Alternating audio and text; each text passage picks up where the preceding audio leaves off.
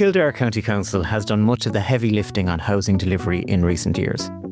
I think the master planning approach, Sean, will be really significant over the next number of years.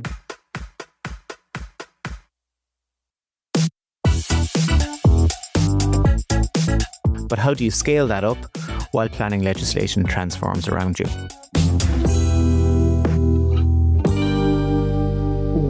Today we're talking revised MPF targets, cross-boundary planning, and what master planning actually looks like on the ground. We'll also get into the commencement of the 2024 Act and how to build a team that can handle it all.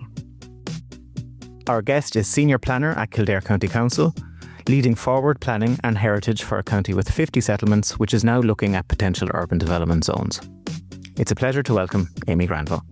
Thanks a million for joining us, Amy. You are Senior Planner in the award-winning, I think we'll have to call it the multi-award-winning Kildare County Council now, and we'll come back to the Irish Planning Awards in a bit. But before we do that, can you explain how you ended up in Kildare and why you became a planner in the first place and your career that has brought you to Kildare today? Yeah, thanks a million, Sean. So I suppose to start, I'm a very proud graduate of DIT, now obviously TUD. A few years ago now, from 2005, a member, I think, of the first undergraduate class from DIT at the time in spatial planning and environmental management. I suppose I always had a grow for geography in secondary school and had my heart set on becoming a geography teacher. But I do have a very vague recollection of seeing the course in DIT during my CAO musings, which had a really good mix of the physical, social and environmental elements. So went for it, and I suppose I haven't looked back. In terms of how I ended up in the Kildare County Council, I always knew, I think, that I wanted to work in the public service during my years in college, and even some of my lecturers, like the great Henk van der Kamp, agreed. I was very lucky when I graduated. I got a job locally in Kilkenny County Council for a few months, and from there I went to South Tipperary for quite a few years. And actually, while I was there in 2014, I experienced the local authority merger between North and South Tipperary, all of the town councils in Tipperary, which was really interesting in terms of operations. And from there, I went on to Kildare. And while I still live in Kilkenny, Sean, I consider myself a de facto Lillywhite at this stage, I think. And teaching's loss is planning's gain. But what is your current role then in Kildare? And you might just explain to people how big the planning department is in Kildare and how it's organised and how things are set up, and even maybe compare it to some of the other local authorities that you've worked in before. Yeah, look, I suppose one of the things that we pride ourselves in Kildare, in the planning team anyway, is, I suppose, expanding, not in terms of just numbers, but in terms of our expertise and specialisms as well. Planning in Kildare County Council in terms of the teams consists primarily of 2: development management, which includes enforcement, and 4: planning and policy, including our relatively recently established heritage and nature unit. I have the privilege of being the senior planner for 4: planning and heritage, so have responsibility for statutory plan making, so our county development plans, local area plans, soon to be settlement plans. And we've started to dip our toes in the areas of master plans very recently.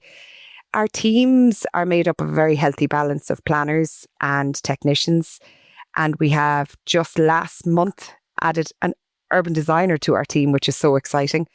In terms of the Heritage and Nature Unit, we have a team of specialists. We have a heritage officer, a biodiversity officer, an architectural conservation officer, and again, only added this year, our first ecologist.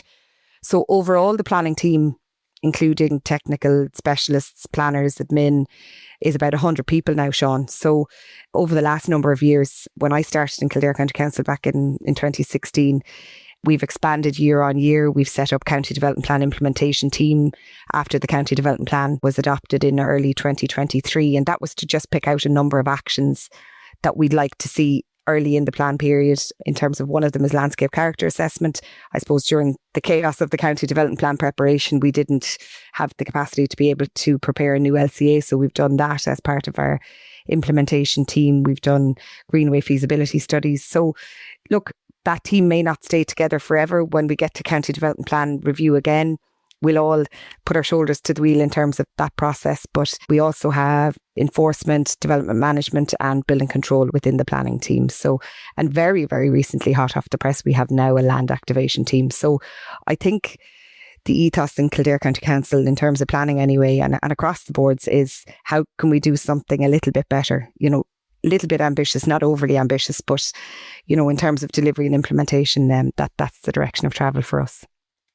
And is there much movement between those different teams or between forward planning and development management, or, is that kind of encouraged as well?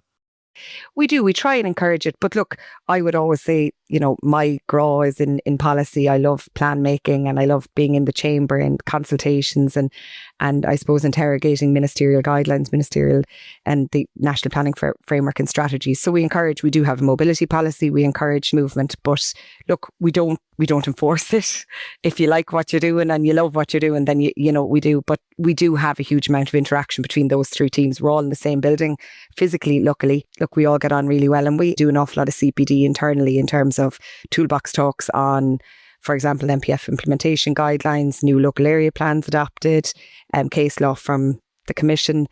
So we try and interact as much as we possibly can, so there's an understanding across all areas in the team, Sean. And thinking back to when you started in Kildare in 2016, what changes in terms of the county and the pressures that are maybe on the council and I guess on the county in general are you after noticing in that period?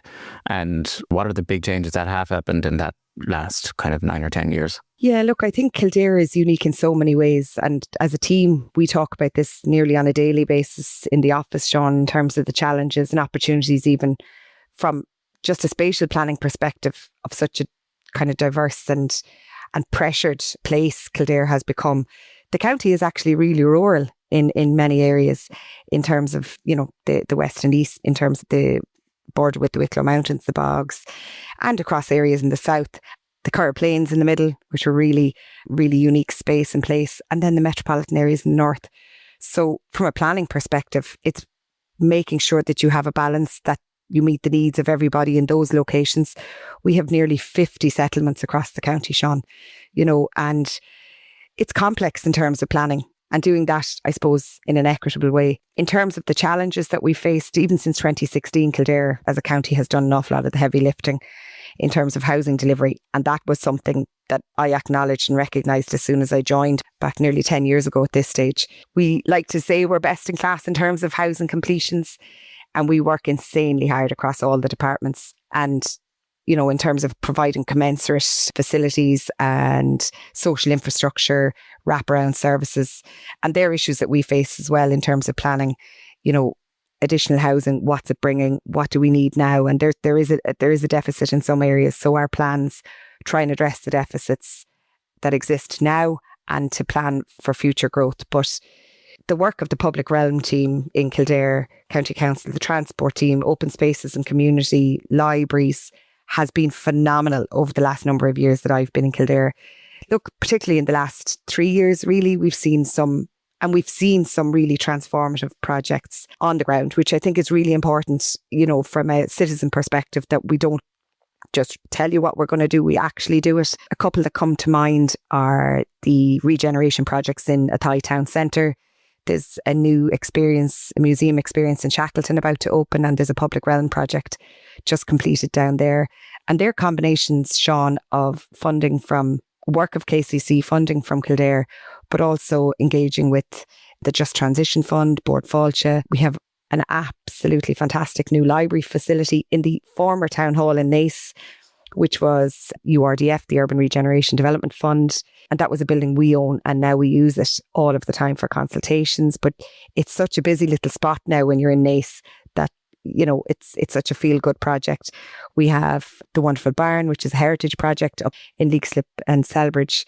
And I suppose one of our really, the piece de resistance, I suppose, over the last number of years from a planning perspective, and COVID taught us, Sean, through our plans that, there was a real need for open spaces in local areas, but of larger sizes. And the Cardiffstown project just outside between Naas, Sallins and Johnstown it was a former landfill, Sean, and it's now a new recreation and sports facility. So look, I could go on forever and tell you all the things that we do, but they're all the bits and pieces that we do. And then we look at the opportunities we have in terms of the railway orders for Dart Plus West and Dart Plus Southwest. And look, I know it sounds cliche, but the opportunities are endless for us. And I suppose our job in planning is just to carefully manage those to deliver the best, or as close as the best outcomes for those who live and work in Kildare, and even those who'd like to live and work in Kildare.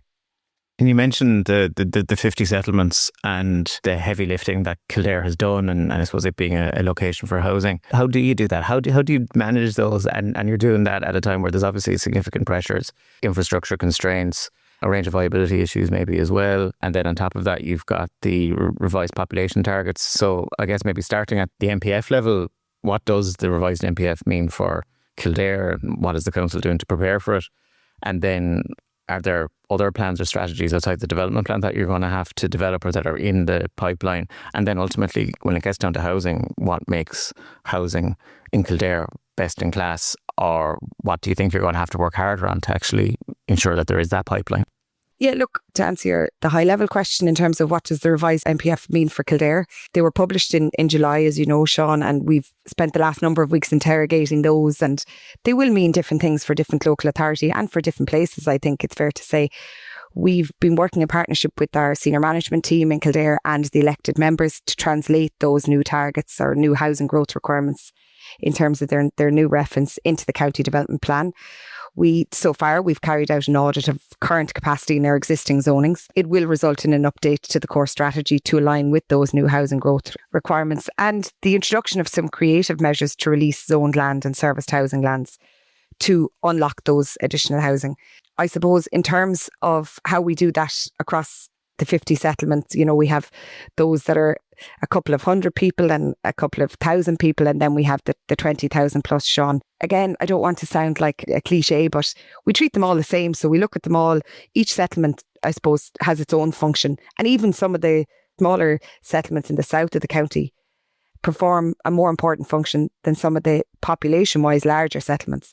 So where do we start? Over the last, I suppose, 5 to 6 years, anyway, 7 maybe, we've taken an evidence-based approach. And look, that's not new, but we look at a couple of documents and a couple of assessments. One is our social infrastructure audit. And as I mentioned earlier, that is a really big issue across many of our settlements in terms of the deficits. And, while we're open and honest in our plans that, we don't deliver childcare services, we don't deliver healthcare services, but we can assist in the delivery of those in terms of the designation of land uses, etc. So we carry out social infrastructure audits. They inform our settlement plans, county development plans, local area plans, and also our settlement capacity audits. So in terms of the housing growth requirements, Sean, we're looking at additional targets over to the end of the plan period, at the end of 2028, early 2029 and beyond. Like I said, we're looking at a number of different mechanisms to release that. We have some phase 2 lands. We have some master plan areas, which are really exciting, which will be potentially UDZs into the future. One of those is a master plan area for about 290 hectares in Naas, County Kildare. Potential for about 4,500 units over the longer period, Sean. But I suppose we'll use the new legislation in combination with the new revised MPF to navigate our way through from, I suppose, the policy piece, the master plan integration into the county development plan, and then in terms of delivery. So, like I said, they're relatively new. We're looking at a county development plan variation shortly, but there will be other delivery mechanisms as well then. And like I said, the master plan area is a new area for us. We have engaged experienced consultants on it, in around 4,500 homes, numerous school sites, parks, playgrounds, playing pitches. It is really ambitious. One of the points of our brief was that it would be an exemplar in terms of sustainable urban expansion areas. So watch this space, Sean. It could be one of our first urban development zones. And just thinking in terms of, I suppose, two things which are issues across the country would be water, wastewater and energy. How big an issue is it? I know ESB and Ishgaren are now engaging with local authorities as we're getting into that, implementing the revised MPF targets and things like that. How big an issue is water, wastewater and electricity in Kildare at the minute? I think it's fair to say it's a nationwide issue, Sean, and our colleagues in Ishgaren and Airgrid and ESB networks have been honest about that. We use the plan making process to try insofar as we possibly can to weed those out. We've had some significant infrastructure projects in Kildare over the last number of years. The upgrade to the wastewater treatment plant just outside Naas, which serves a very, very large catchment, has made our lives a little bit easier, to be fair. And then we have other projects with Ishgaren up in the north of the county, which will facilitate new developments in our metropolitan key town in Maynooth and obviously then in Leixlip and Selbridge. Like I said, though, the softer infrastructure is as big an issue for us. We work really closely with the Department of Education. We're doing some work at the moment with the Department of Children and Youth. So I suppose when we say it's an issue, it's definitely not a barrier. we use the tools in the toolbox to try and overcome those. And I think the master planning approach, Sean, will be really, really, really significant over the next number of years in terms of identifying what's required when and for larger areas. And look, I know the Dublin local authorities have been doing it for quite a while now in terms of SDZs. We'll try and do the SDZ plus maybe with our UDZs. But yeah, look, we work with Uisce Éireann and our colleagues, and we are, I don't know whether they'll thank us for it, but we try and bring them in as early as possible in the plan making process. So I suppose from an optics and a reputational perspective, that when we get to plan making or development management in terms of the planning application, whether that's through LRD, etc., that, you know, we're not facing into issues of there's no capacity in the wastewater treatment plant, but the land is zoned, etc. And that's what we're trying to avoid in terms of the plan making piece. And I think the requirements around settlement capacity audit and the willingness of Uisce Éireann and our colleagues, even in NTA TII, to engage with us is very welcome and helpful. And then just one other thing that's in the revised MPF, I guess, is the increased emphasis on, or maybe an increased focus on climate and the renewable energy targets and things like that. For you, what does a good renewables policy look like, or even just kind of what's the kind of renewable issues, or what kind of renewable technologies are you seeing a lot of applications for in Kildare? And maybe then slightly linked to that as well, I suppose something else that I think you do see a bit of in Kildare is data centre applications. What's a good data centre policy? What's a good renewable energy policy for you? Yeah, that's a really good question, Sean. What's a good renewable energy policy?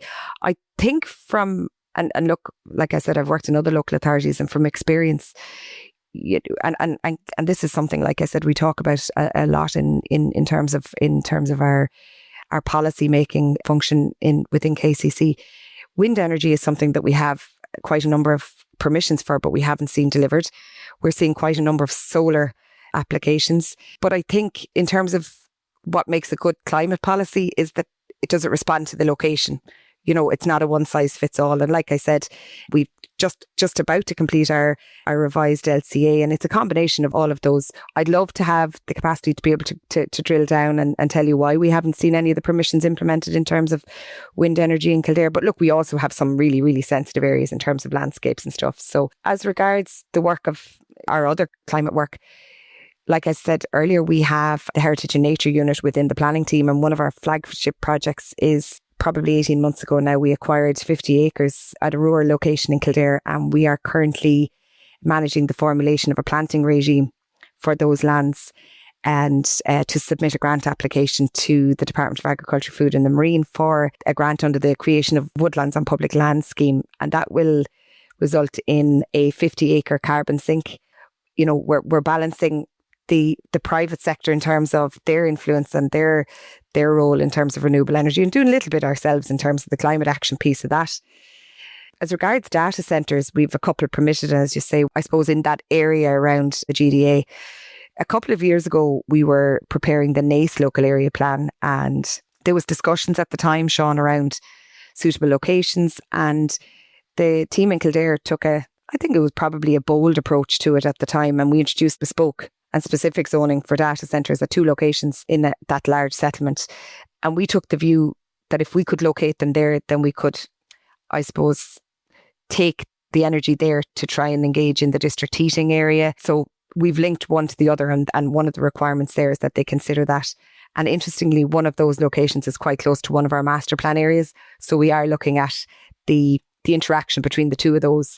So it is in the early stages of it, trying to look at it from a positive perspective and use the data centre requirement and the necessity for it to deliver on some of our other renewable energy requirements. And you mentioned UDZs and the potential that's there. I do have to ask you about the Planning and Development Act 2024, and you get this metaphor of building a plane while flying it and all that sort of stuff. And then you've obviously got the process of varying development plans and all that is going on at the same time that the 24 Act is getting rolled out. How challenging is it for Kildare, for a local authority in general, to be in this period? And I know we've done it before where legislation has been moving from one to the other, but how difficult is it now to actually manage and do that process of commencing and getting the rollout and seeing the effects of the 2024 Act at the same time, keeping the show on the road with everything else? And Is there anything that's in the 2024 Act that you're looking forward to getting stuck into? Or is there kind of some stuff in it that you're still not sure how it's actually going to work in practice? I was about to say we talk about this very frequently in the office, Sean, and we do loads of work, I promise. I think as part of your, the IPI, the department, the symposiums and all of the chat around the Planning and Development Act, I think my own approach isn't to overthink it. Change is always really uncertain. But in all areas of the work, you have to believe that those who are writing the legislation or commencing the legislation or the policies and strategies, that they're intended to make a positive change. From, I suppose, the implementer's perspective and from an operational perspective, there are some very welcome changes in the new Act. And we have nervously started some work in terms of the transition to it. We always said that in Kildare that local area plans were our bread and butter, and now we've had to move to integrating all of those into the county development plan. And while other local authorities have always done it, doing what you've always done and changing is hard. Including those statutory LAPs are going to be quite an overwhelming prospect when you look at the populations and engaging in meaningful consultations, all the while looking at the next plan being 10 years. So making sure that, you have that line of sight and you have that visibility right. But in terms of positive changes, if you ask anyone who's involved in the preparation from a local authority perspective of any county development plan, that you certainly wouldn't hear anyone complain about the 10 years. Again, it's progressive. And this relates back to us as a local authority in Kildare. From our own perspective, I think that 10-year horizon will give us a really good opportunity to get down into the detail in terms of delivery and implementation. And the one thing I suppose that possibly plans are criticised for, so I won't say planners, but plans are criticised for, is they're done, they're published and they're left on the shelf. I think in terms of implementation, delivery and monitoring, Sean, that the 10 years will give us that really good opportunity to do that. And as you said, I think I'm excited by the UDZs. I suppose anyone who's worked on the SDZs, might give you an eye roll there. But it's something that KCC haven't done before. How are we going to do it? And there are differences in terms of SDZs and the UDZs now. We've our eye on a couple, like I said to you. So I'm excited by some of them. I'm, I suppose, nervous of others. But, I think as a profession, we manage change all the time. So I think no better crew to take it on and get on with it. And thinking about, obviously it had a success in Kildare, but I suppose thinking about the wider system, what stands out for you as stuff that planning in Ireland does particularly well? And is it managing change, or is there other stuff that you think we need to maybe celebrate a bit more that we do well? I think what works well in Irish planning is the planners. And I suppose I came into the planning system in 2001 when I joined the crew in DIT, but over 20 years ago when I came into the system, there was, and no disrespect intended, but there was engineers doing files, etc. And there were so few planners outside of the mainstream stuff, Sean. We are now, and I think this is something that I think gives me real motivation in my work and in our work, is that we're such an intrinsic part of so many things now. So many agencies, Ishka Air and ESB, the National Transport Agency, the TII, and the mechanics of other organisations like the LDA. We're doing loads of bits and pieces at the moment in Kildare with the Land Development Agency. And I suppose from a real cheerleader perspective from the profession, Sean, we've even had requests from our transport team looking for planners within their team. So I think we're very quietly and discreetly infiltrating other areas in a positive way. And I think what that does, Sean, is that'll involve us in the really early stages of project development or project concept or plan making, so that we don't become the problem at the very end, So we're involved in all the bits and pieces. And yeah, you mightn't want to hear what the planners have to say at the start, but if you address what we say, I'd like to think it should be a smoother ride through the system, And then on the flip side of that, is there stuff that you think we need to do better or that we can do better? What can we do better? God, that's the type of question, depending on my mood, Sean, I think I changed my mind. From my own experience, I think as a profession, we need to trust ourselves a bit more and defend ourselves as a group, And I think, to be fair to the Irish Planning Institute over the last number of years, particularly, you've always had the senior planners forums, but combining those with the public and private sectors, Sean.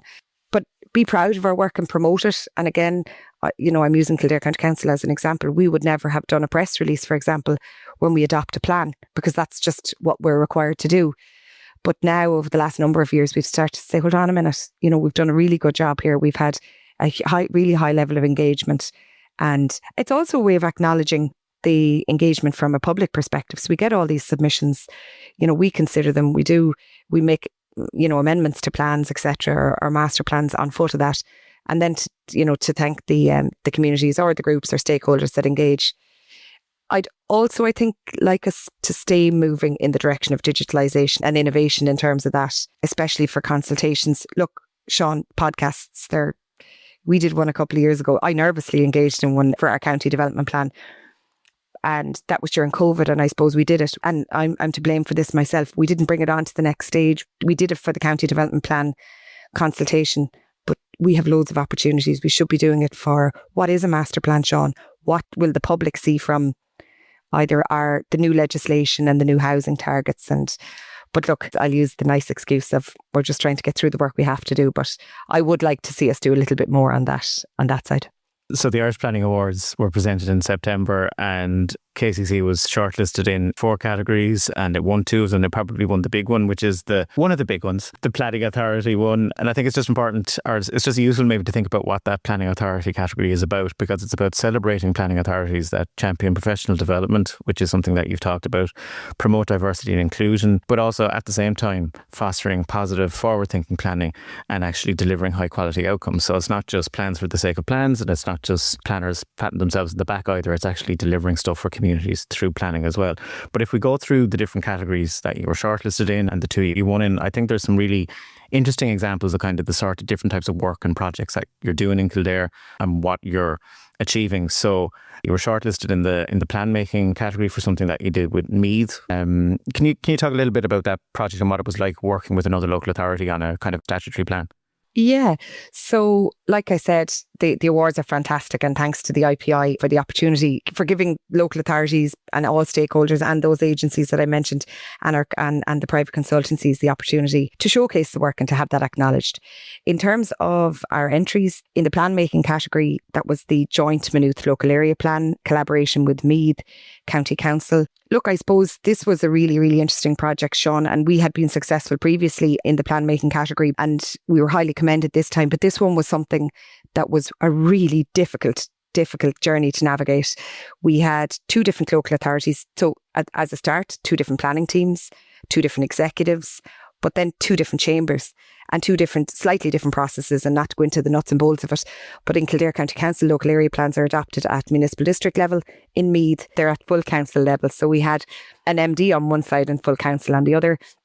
We had 2 planning teams. And look, there's no secret. Each local authority does their own, prepares plans in their own way, and the outcomes might be the same, and we have the same legislative framework to work within, but we both thought our ways were the best. But look, we started off the journey and we did a pre-draft consultation, and we met up an awful lot in terms of just even getting to know each other, getting to know, you sit beside somebody you're working with all the time in the office, but in terms of the Meath and Kildare County Council locations are quite apart. So we did our pre-draft consultation. Everything was combined, Sean. Everything was a collaboration. Everything was agreed. In the end, it wasn't, like I said, it wasn't straightforward. We had our discussions, and, we had the chief executives of both the local authorities in those discussions, and we were briefing them on those. We had our directors of services. We had our directors of services for transportation as well as for planning in all of those discussions. And then we worked very closely with Padraig Maguire, who was senior planner in Meath at the time, and his team. While I would say it was a complex and difficult process, it was one that we learned loads from. In terms of KCC, I won't put words in Meath's mouths, but I would expect that they did too. We had done local area plans, as I said, like our bread and butter, Sean, but doing it with somebody else, even the timelines become really, really tight. You're agreeing a draft plan, you're agreeing a proposed material amendment, and the interpretation of that from 2 different local authorities can even be a little bit sort of hairy at times. Got it over the line earlier in the year, and we have now an implementation team set up, and we're looking at the various projects. But to add one slight complexity to it, it was also our Kildare's decarbonisation zone. So the local area plan is actually towards a low carbon town in terms of Maynooth. So we had all of those bits and pieces with it as well, but got it over the line. It's one that we are particularly proud of. Would we do it again? I'd say Meath would probably tell you no, But we would. Look, and there's loads of lessons learned, and we've even spoken to our colleagues in the Office of the Planning Regulator, EMRA, and even in the department about if that's what we're going to do again for very large settlements, then, we should have these, I suppose, operational agreements in place. And look, we weren't the first one to do it, Sean. There's one, our colleagues in Laois and Carlow have done one, in Laois and, in Carlow and Kilkenny have done one. But this one was just particularly complex given the challenges and the additional allocation in terms of housing, transport and the decarb zone. So it gave us a bit of everything, Sean. Yeah, look, highly commended in that one, and we are very, very proud of that. And another category that you were shortlisted in was the climate action category, and you mentioned decarbonising zones and things like that. And we've talked about climate and energy already, but why were you eager that sort of work was recognised, and why were you proud of what you were doing in that space? I suppose on that one, when we were preparing the county development plan back in, I suppose, during the review and in 2021 and 2022, I suppose we do a lot of work with our Climate Action Regional Office in Kildare. And I suppose as a team, we were anxious that was the county development plan doing enough, and what could we do that was a bit more at a higher level than the kind of the specifics of the DM standards. So we looked at preparing a number of guidelines, both from an operations perspective, so for our service departments in Kildare County Council, and also for applicants in Kildare or community groups. So we had, as part of that entry, Sean, we have 3 guidelines: reconnecting communities, which was our permeability guidelines, and we've experienced a little bit of opposition in terms of permeability, and some of our older and more mature areas in our towns are a little bit disconnected. So we rather than, I suppose, imposing permeability locations, we took the approach of guidelines and best practice and even flagship projects. We had the Sustainable Urban Drainage Systems guidelines. We talk about SUDS a lot, and talking about it is very easy, Sean, but what we need to do is actually make sure that it's delivered on the ground. So that was best practice. We engaged consultants on that. And we actually, Jeremy Ward, one of my colleagues in Kildare, engaged in a training session internally in Kildare County Council, but there was a sort of a request from agencies, etc., to engage in that as well. And we had loads of different local authorities. We had over 100 engaged in that. And then the other was community gardens and allotment strategy. And I think this, I don't want to harp on about it, but back to COVID and access to open spaces in terms of either the community gardens or the allotments, and that they were the 3 combined that we felt brought Kildare from grey to green in terms of implementation. So delighted to be shortlisted in that one too. And then Kildare won in the Heritage and Culture category for the, I don't know, will I call it the Potato Market project, or will I call it the kind of the wider Naas Town Centre revitalisation work? Probably start with people from, not from Naas. Maybe can you explain to me what the Potato Market is in the first place, and then why it's important? The Potato Market was a space that was identified as part of the local area plan, one of our core regeneration areas.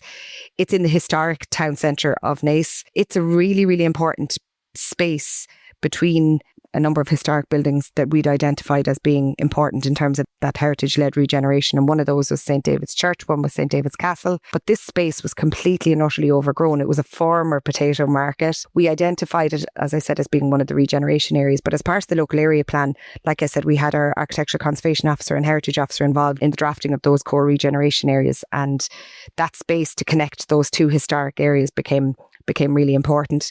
We identified the Historic Towns Initiative funding from the Heritage Council as being one potential option. And I suppose, Sean, look, with the stars aligned for us, really. The plan was adopted in 2021. We applied later in 2022 for funding. I think we were awarded about 186,000 to reinvent that space as a civic space, but also there was a requirement for a new space for the farmers market. And as that project progressed, obviously we were liaising with the Heritage Council, and they gave us a little bit more.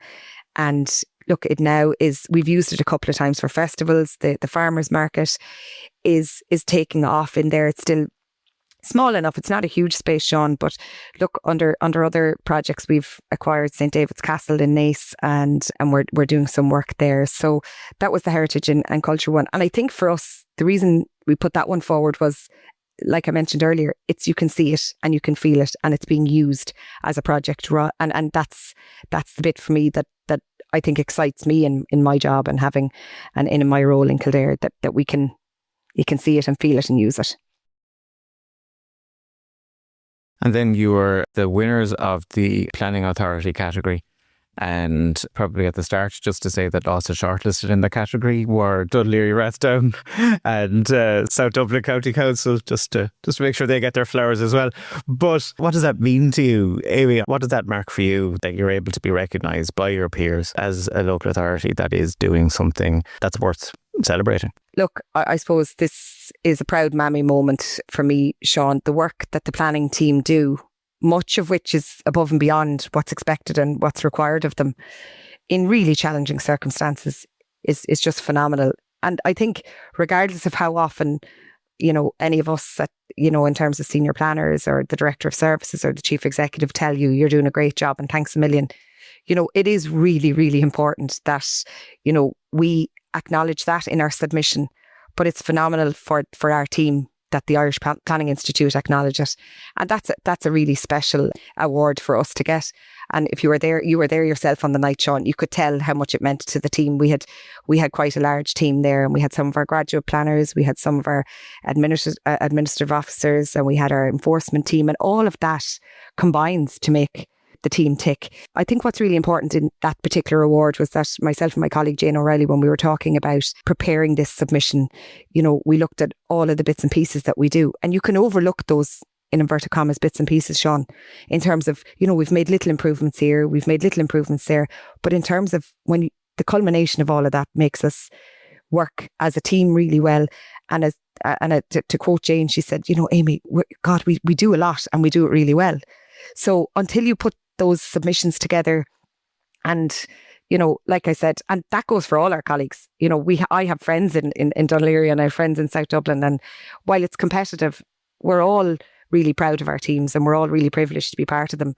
And I think that goes back as well, Sean, to what I said earlier. We should trust ourselves to submit those, and we should back ourselves and I suppose tell each other when we're doing a really good job, and I think that's really important. But like I said, that is one really proud moment for me as part of a team in Kildare. And, that goes back to the support of the management team, our chief executive, our director, all our directors, and the departments that support us in delivering all of the services, the improvements, and everything else, that we do. And there's more information on the IPI website about the different entries that you've talked about and about all the other winning and shortlisted entries as well.